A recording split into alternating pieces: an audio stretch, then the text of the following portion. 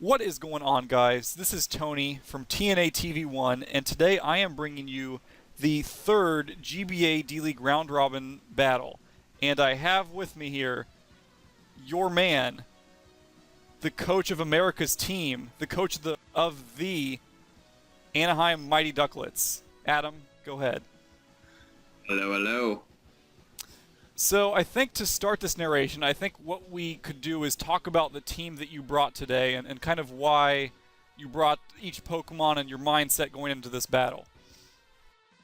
Okay, well, when we were doing a lot of practice, we found that much like the ELO team, Shady Sjin over here did not actually have anything to stop the Volt Turn combo, so that became a very important part of the team setup when we were talking about it. Another important thing that we found was that, see that guy on the bottom right over there, Sharpedo?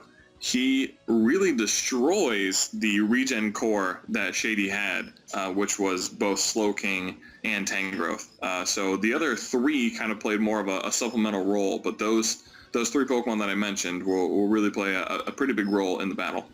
And I do want to say, I just want to mention this, that when we filled out our application for the D-League Round Robin tournament, I was a strong proponent of Sharpedo. And up until this point, he had done nothing, absolutely nothing. Hadn't been used, rode the bench. I was not a big fan. I was definitely not a big fan at the moment. I definitely agreed with his dark typing with Mega Venusaur, but aside from that, I really had nothing for this Sharpedo. So this was kind of his chance to shine, and so I was pulling for him this battle, I'm not going to lie. So apart from our team, let's look at Shady's team and what he brought, and maybe, Adam, you can kind of go through his team, what you thought his mindset was, and maybe some things he didn't bring that you were surprised about. So I was definitely surprised, as the one of the megas that Shady had potentially to use was Mega Charizard X, which aside from Rhyperior on our team, we had, and I had, I guess, literally nothing to take it on. So Rhyperior was very crucial to bring, regardless if he brought it or not. Aside from that, he seemed to have a pretty standard team as what we had kind of planned for. And you see that guy on the top right, Porygon 2, I thought I had a pretty good combo for him. You'll see in the battle that he proves to be a problem to deal with. But the rest of the team seemed pretty standard with what we had kind of planned for. Yeah, so I agree. I think his team was something that I think the team that you brought today would be able to handle pretty well, but Porygon 2, really against any team, it can really be threatening, and unless you have a very strong fighting type, and even if you do, it's just really hard to play around that Pokemon. So I think at this point we'll go ahead and get the battle started. So, Adam, you lead with Raikou here, and I guess you're thinking it's just a Volt Switch on anything. Right. I mean, he had nothing to resist Volt Switch, so I might as well start with it. But he leads with a Natural Gift Crobat, which caught me off guard.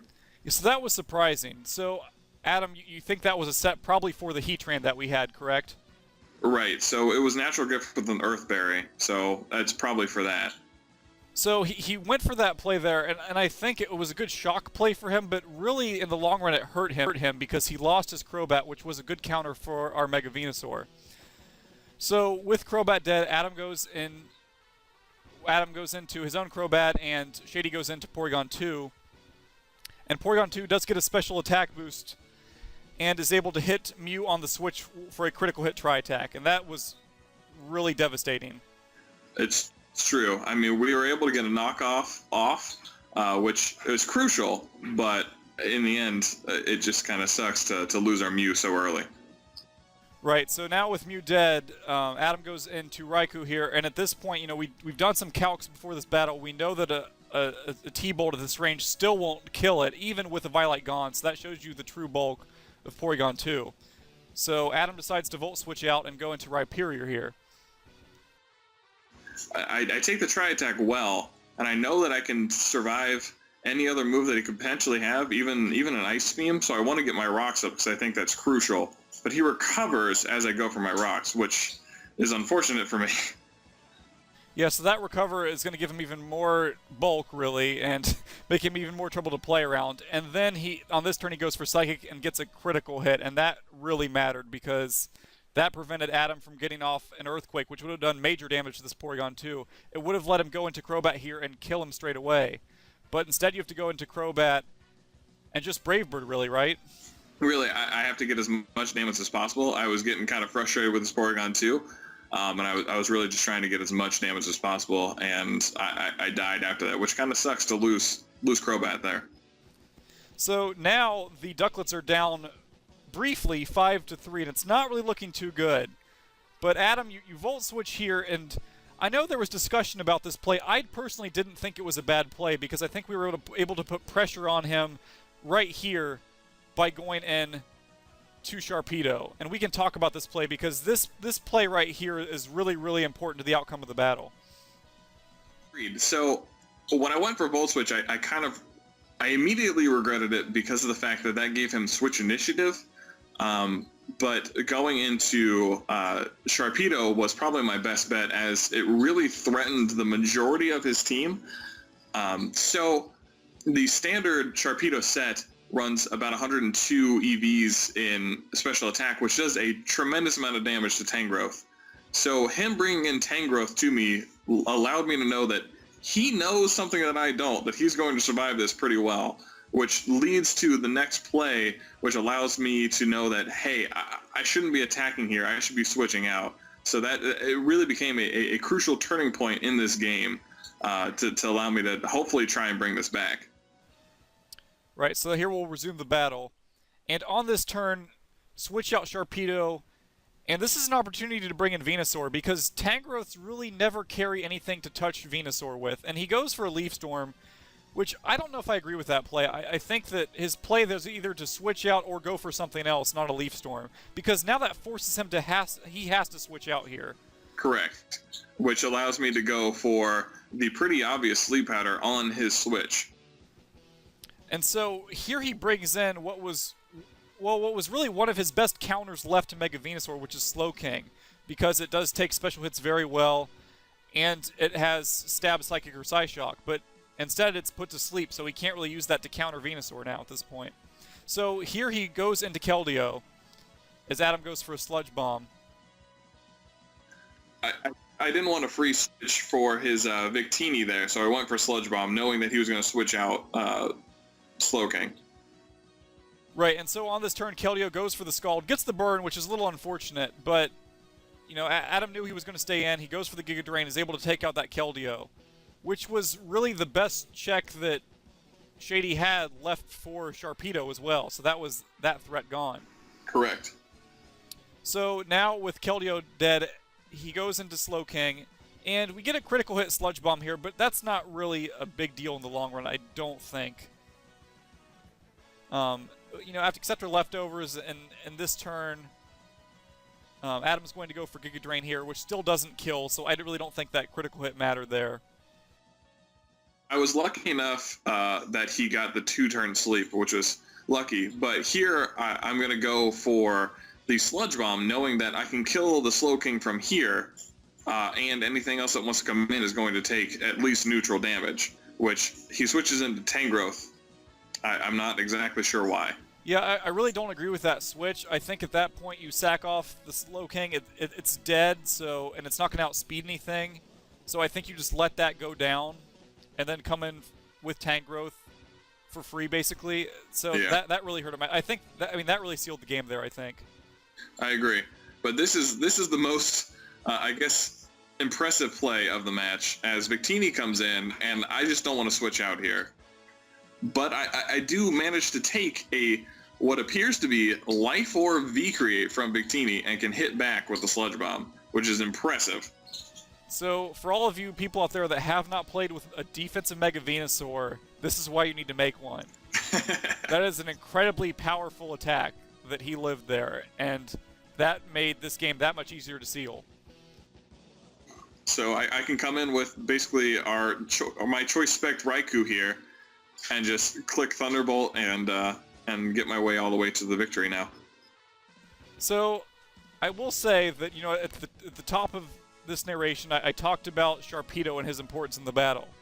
And while he was only in play for one turn, I think it was a very critical turn, and I think that putting Sharpedo on the team of 9 going into the round robin, he paid for himself right here. I do agree with you there. Again, I was not a giant proponent of Sharpedo, but just his presence alone in this battle caused, I would say, the one, I guess I won't say misplay, but the one crucial play that allowed us to get back in this 3 to, at currently, I believe it was 4 at that moment, maybe even potentially 5, 3 to 5 battle, which allowed me to just basically make a couple of series of good plays after that to get my way back into this battle and eventually win. Right, so after this battle, TNA TV Adam was the only person from the group that had completed 3 battles, and those 3 battles were all victories, so the group was sealed right there. And so, Adam, you advanced to the D-League with this win, so what was going through your head at this moment? Pure excitement. I guess, I wasn't really positive that I was going to win. This was a week before Tony, who's talking right now. This is a week before his wedding. Shout out to his now wife, Nicole. So I was in the wedding, so I didn't really have a lot of time to prepare. He was obviously in the wedding, so he didn't really have a lot of time to help me prepare. So we had not a lot. I guess we had some practice for the first 2, and this one ended up being kind of a seat of my pants kind of battle.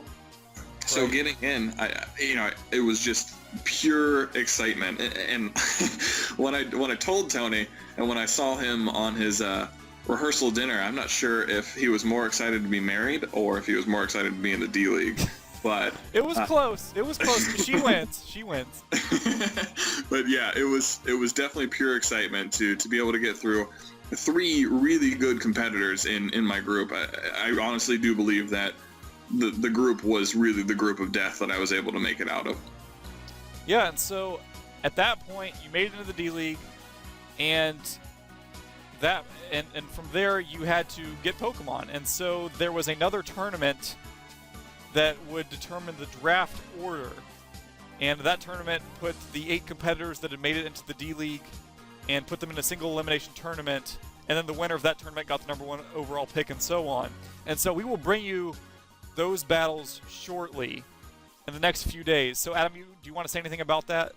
Yeah, so the D-League, again, was really the best of those 8 groups. So the winners of those 8 groups were what made it through. So obviously the 8 top competitors made it through. And the seeding for that tournament happened by both your record and your win differential. So I believe with the 3-0 and plus 10 that I ended up at, I believe I was either 3rd or 4th in the seeding, which gave me a pretty advantageous section to go through, although again everyone is such a good competitor there that it was really up for anyone's win. But definitely stay tuned for the videos that we're bringing, because they're even more intense than these 3 battles that we've already brought.